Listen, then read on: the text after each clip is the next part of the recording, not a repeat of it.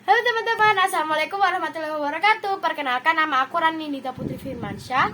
Hari ini aku akan menceritakan cerita fabel yang berjudul Perlombaan Lari, Kelinci dan Kura-Kura. Teman-teman mau kan mendengar ceritaku? Yuk kita dengar bersama-sama.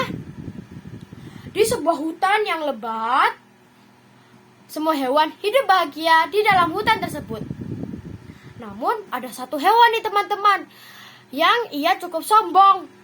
Betul sekali, ia bernama kelinci. Nah, kelinci ini sombong karena ia merasa bahwa dirinya adalah hewan yang paling cepat yang ada di hutan tersebut. Ia sombong karena ia berhasil mengalahkan hampir semua hewan yang ada di hutan tersebut. Lalu keesokan harinya, kelinci mulai mengumpulkan nih teman-teman semua hewan yang ada di dalam hutan. Nah, kelinci pun mulai berbicara.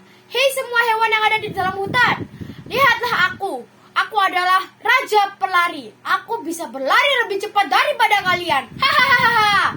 Lihatlah kakiku yang cukup cepat ini. Hahaha. Kalian tidak akan bisa mengalahkanku. Hahaha. Nah, teman-teman, lalu kelinci pun mulai berbicara kembali. Hei kau musang, apakah kamu berani melawanku? Tidak, kelinci, aku tidak berani melawanmu. Hei kau semut, apakah kau berani melawanku? Oh tidak, kelinci, aku tidak berani melawanmu. Hei kau monyet, apakah kau berani berlomba lari denganku? Tidak monyet, aku tidak berani melawanmu. Aku tidak berani berlomba lari bersamamu. Aku takut kalah. Semua hewan pun tidak ada yang berani nih teman-teman. Namun ada satu hewan lagi yang belum menjawab. Ia pun mulai berbicara dan berteriak. Aku berani melawanmu kelinci. Teman-teman tahu tidak hewan apa itu? Betul sekali, itu adalah hewan yang sering kita sebut kura-kura.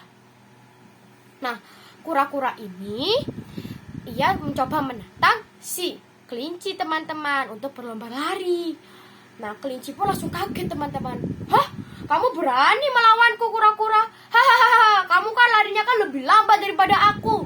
Mana mungkin kamu bisa mengalahkanku? Hahaha. Dengan sombongnya, kelinci berbicara seperti itu teman-teman. Lalu kura-kura pun mulai berbicara kembali.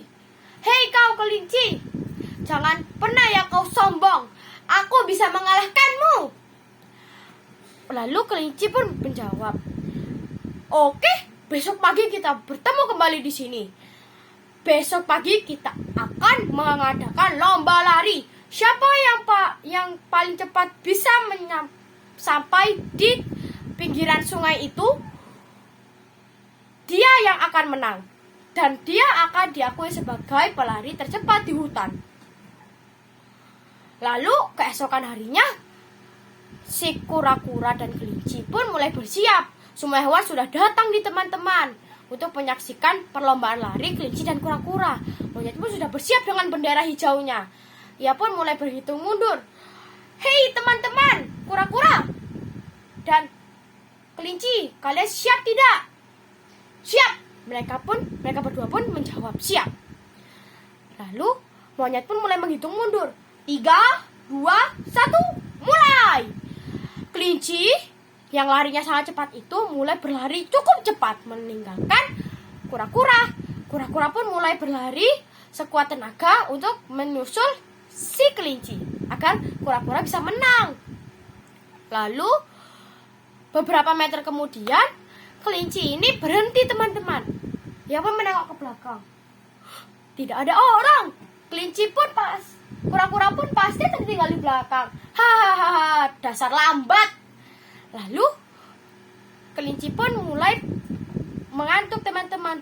Oh, aku mengantuk.